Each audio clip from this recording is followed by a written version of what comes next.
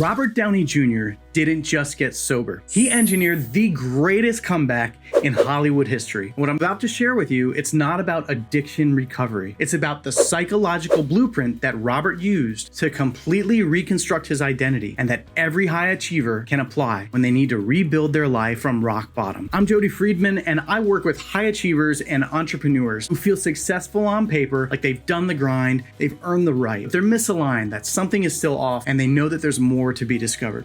I can tell you that Robert's transformation, it wasn't just about willpower. It was strategic identity architecture, and it follows the exact same framework that I use with leaders who need to rebuild their leadership after a major setback. Here's what most people miss about Robert Downey Jr.'s journey. He didn't just stop using drugs. He systematically dismantled one identity and rebuilt another. And the process he used is what psychologists call post-traumatic growth, the deliberate process of using crisis as a catalyst for becoming stronger than you were before the trauma occurred. Robert Downey Jr.'s $100 million rock bottom taught him this about identity. He realized that the talented but self-destructive persona that made him famous was also the prison that was slowly killing him, because every choice had to fit that box. Every role had to match that image. Every public appearance had to reinforce that persona of the brilliant but troubled artist. And in that famous 2008 interview, he said something that changed everything. I couldn't get hired. I couldn't get insured. I was unemployable. But that wasn't about his career. That was about his identity. He was realizing that he had to completely wreck who he was to become who he needed to be. The destruction room is where talented people go to waste their potential. It's a mental and emotional space where your gifts become your curse, where your strengths become your weaknesses. And I see this all the time with high-achieving clients. They've built incredible success, but they're slowly destroying it through self-sabotage, perfectionism, or burnout, because they're trapped in this identity cycle that says, I have to suffer to be successful, or I have to sacrifice everything to achieve greatness. But Robert Downey Jr., he recognized something that most people never see. Sometimes the identity that creates your success is also the identity that destroys your life. Robert Downey Jr. didn't just get clean. He committed identity reconstruction.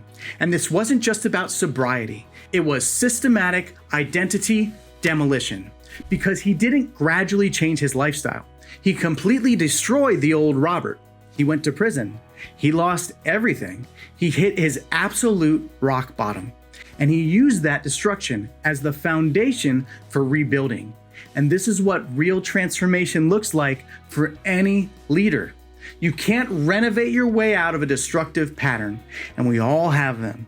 See, sometimes you have to let it completely collapse so that you can rebuild from truth instead of from trauma. Prison became Robert Downey Jr.'s transformation laboratory, because instead of seeing incarceration as punishment, he used it as a place to completely reconstruct his identity. And what Robert understood that most people don't is that transformation requires what psychologists call radical acceptance, the willingness to completely surrender the identity that's destroying you, even when that identity brought you success. Because the moment you stop fighting reality and start working with it is the moment that you can actually begin to change it.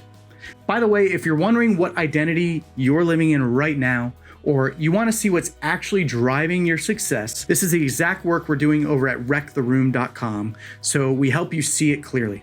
But anyway, most people try to fix their identity.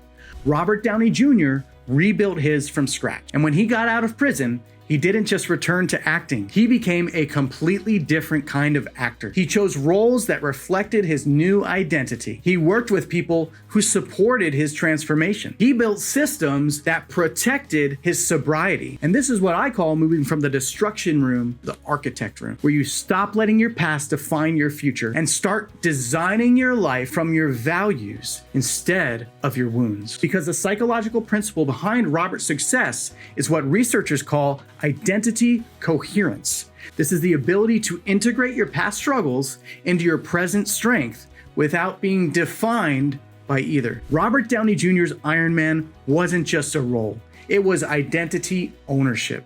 When he became Tony Stark, he wasn't just playing a character.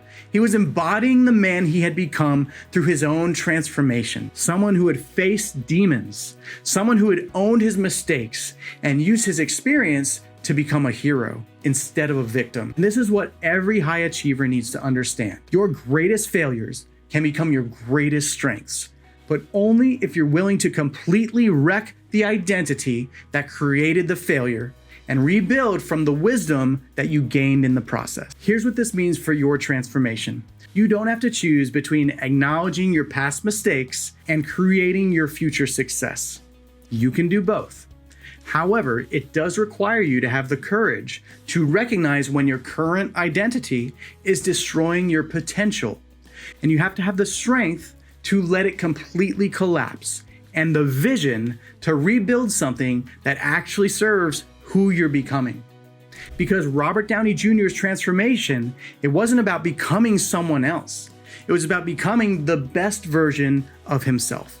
And that's exactly what every person and every leader needs. Not the perfect version who you think you should be, but the authentic version of who you actually are when you stop letting your wounds write your story.